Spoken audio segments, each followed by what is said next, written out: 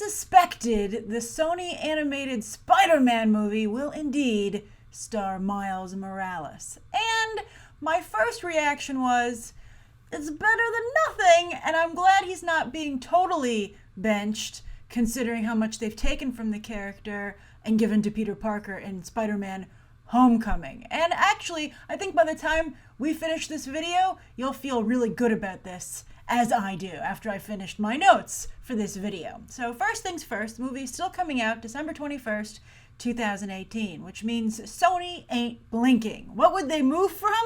Well, the rumor that the Han Solo movie, oh, and this is so weird because that's from Phil Lord and Chris Miller, there's a rumor that that's going to move to December because Star Wars doesn't want to give up that month. So will Phil Lord and Chris Miller have two projects coming out the very same month? I think that this would almost make it impossible for Han Solo to move here, or maybe Miles Morales will move. I actually think this sounds like a summer movie or a spring film. I think Christmas actually isn't a good release date, so expect some shuffling in the near future. But anyway, Phil Lord and Chris Miller are producing this film because they are going to be making the Han Solo origin movie, and Phil Lord is scripting.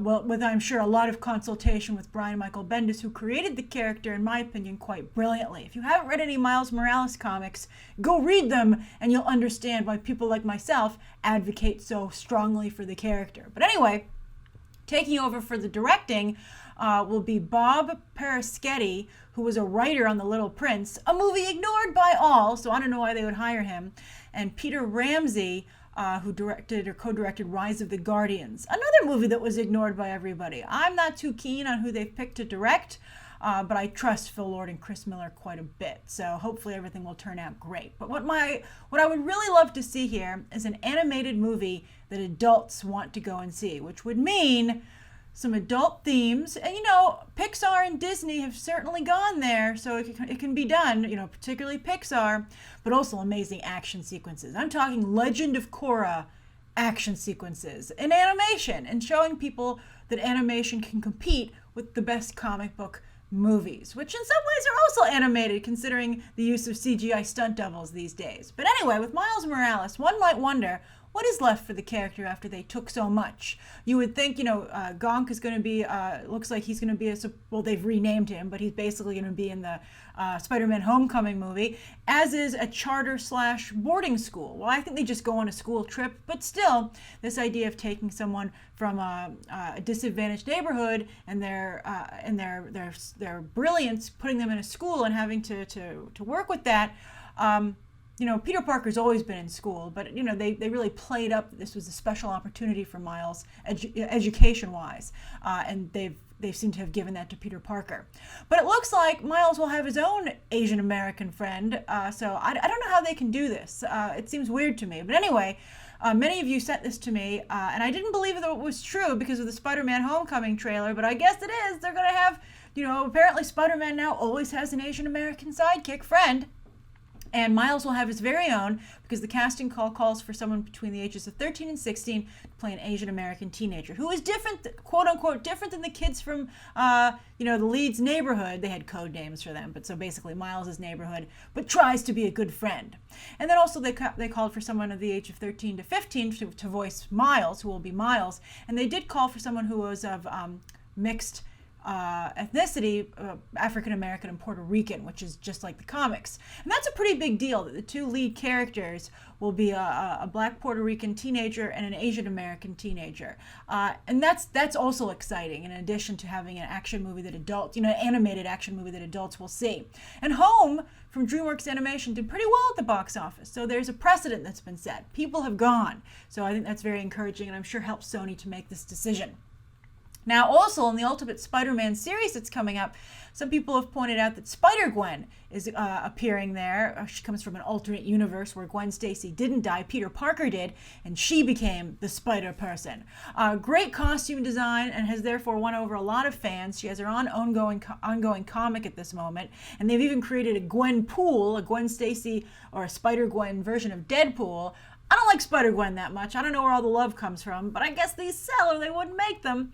But she is just starting a romance with Miles Morales, an alternate universe, spanning romance that's just started in the comics. So I can't tell you if it's good or not because we've just begun. But I thought that the bro chatter in the first issue between Miles and his roommates about it was pretty cute. So anyway, the other question becomes, who are they going to use as supporting cast and also villains, right? Who goes in the live action bin and who goes in the animated bin when it comes to the Sony Spider-Man verse?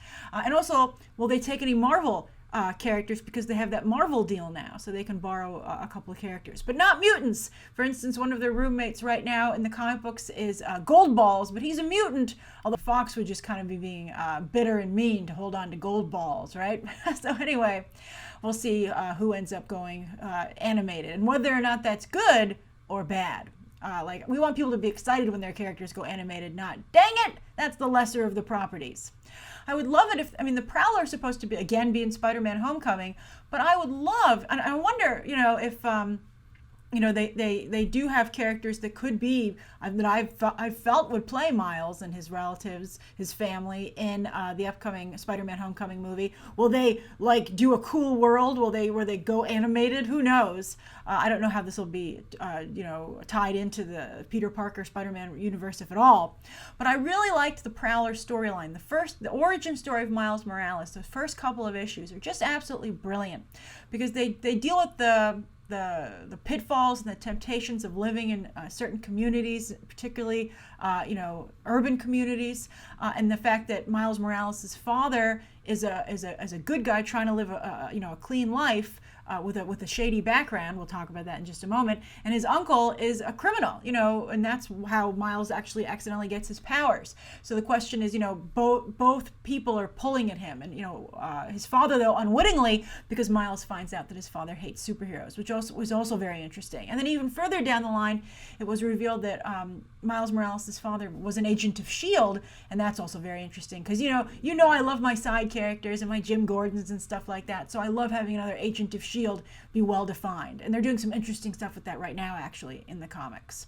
So my biggest concern about this is they don't go kiddie. They don't go for wah, wah, oh, Miles. I don't want him to turn into a Dennis the Menace type situation, right? Between him and whoever. I guess they'll call him Ganke here, but then what's going on with the other kid?